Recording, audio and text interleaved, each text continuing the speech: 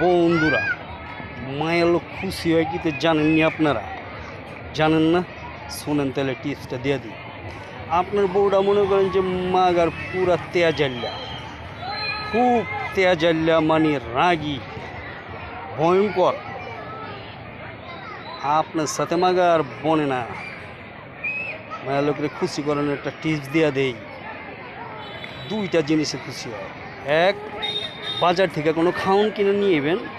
Number দুই, প্রশংসা করবেন, প্রশংসা। যেমন আপনার বউটা যদি হয় মাগার কালা, কইবেন কি, ও সুন্দরী, তুমি কত সুন্দর, তুমি আমার জানের জান, পরাণের পরাণ।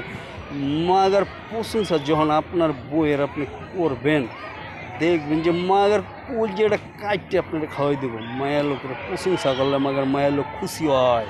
বেশি বেশি প্রশংসা করবেন। যদি হয় কালা, কইবেন মাগার দলা, দলা হইলে তো কোনো কথাই নেই। ক্যা আল্লাহ।